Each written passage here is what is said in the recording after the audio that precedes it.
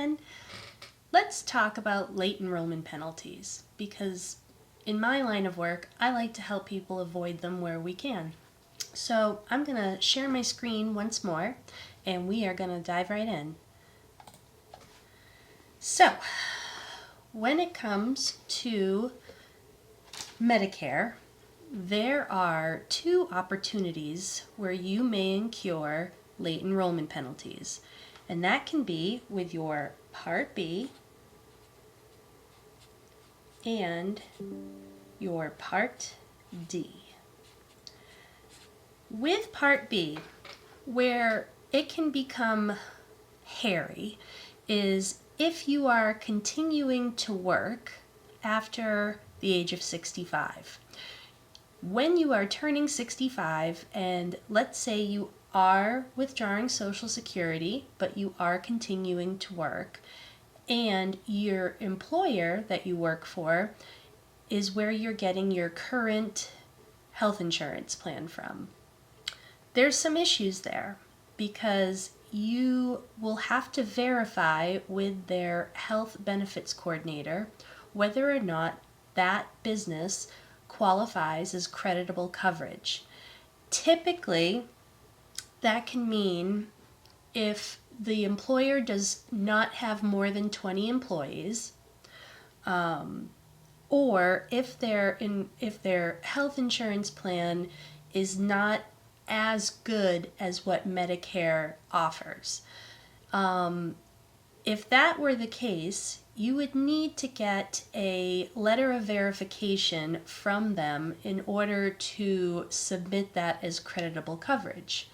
A lot of people just assume that since they're covered on their health plan that they're fine. And when they do decide to fully retire and start the process of enrolling in Part B, that is where they start to realize that they might have incurred a Part B late enrollment penalty.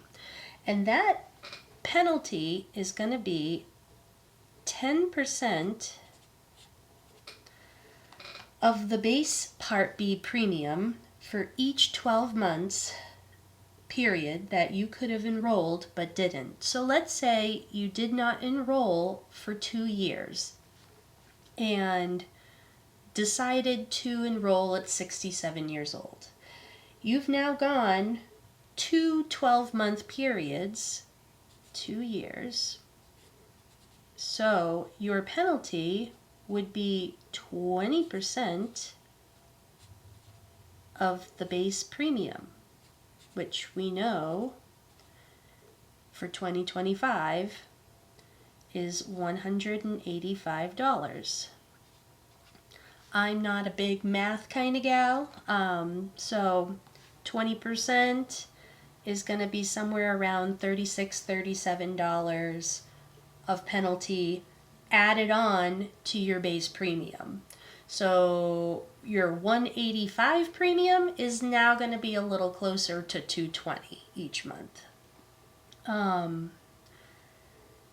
There is another area in Medicare where you can incur a late enrollment penalty. And I actually just want to touch back on that as well. Some people, or lots of people I should say, are on the Affordable Care Act. Now, the problem with that is that most people qualify for that subsidy where they might be paying very little to nothing for their monthly premium for their Affordable Care Act plan. Once you are eligible for Medicare at age 65, you no longer qualify for that subsidy. So what that means is that you may be continuing to stay on that plan. You can do that. However, you will not be receiving that subsidy, and at tax time the following year, you will be required to pay it back. That's a very little known thing, unfortunately, when people are transitioning from the Affordable Care Act to Medicare.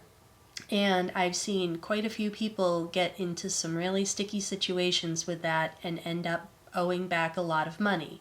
They figure, well, I'm not paying anything, or I'm only paying $15 or $20 a month for my Affordable Care Act. Why would I pay $185 for Part B in Medicare? Well, it will catch up to you. So it's very important to know that.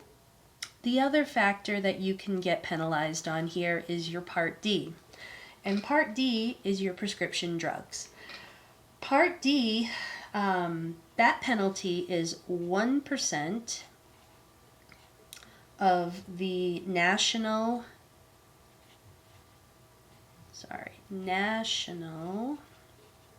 base premium. And in 2025, that is $36.78. And that means that and that's per month. So for every month that you go without a Part D prescription drug plan, and you're eligible for it, that will start accumulating, so that, let's say you go 31 months without a Part D plan. That will be 31%. Sorry, let me take care of this. Getting a little ahead of myself. There we go.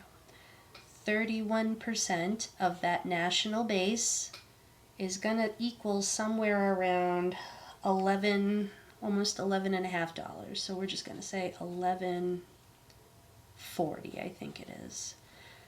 That's a monthly late enrollment penalty that you will have to pay. So let's say you're on original Medicare and you had that delay, you got that late enrollment penalty, and you ended up getting that Part D plan, which we know you have to spend some money on in addition to your Part B premium. That is going to be tacked on to the amount of your Part D plan. So let's say you find a $35 per month prescription drug plan. You think, wow, that's pretty reasonable.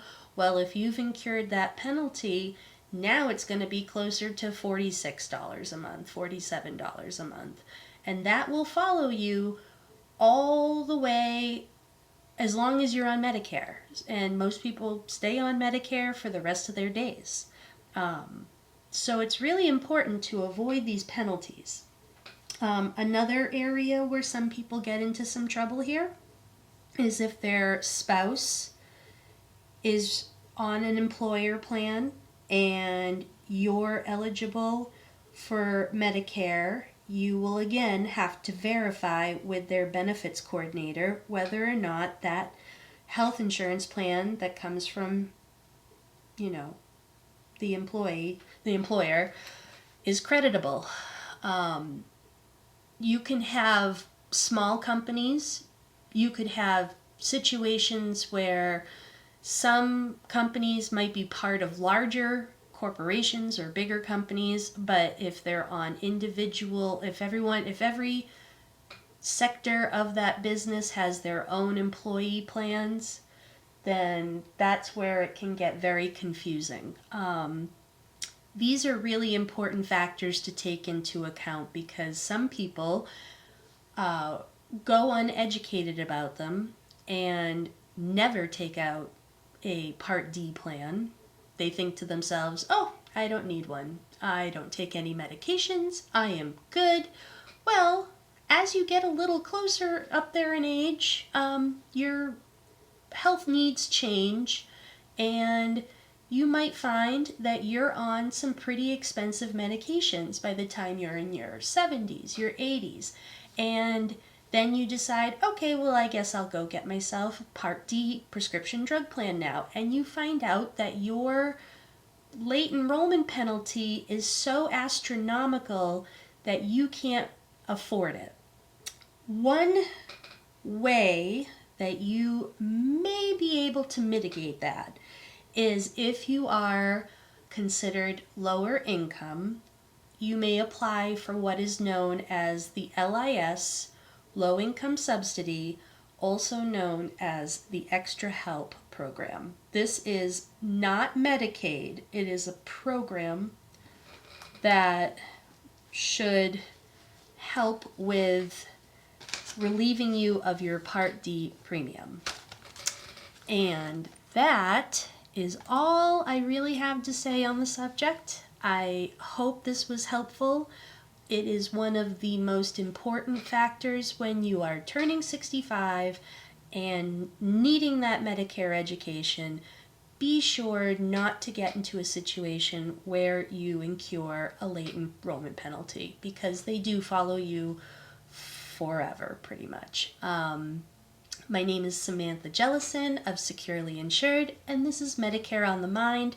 Please come back and join me where we are going to explore deeper into the world of Medicare. We will be covering all sorts of topics, and I do hope you find this video helpful. Thank you and have a great afternoon.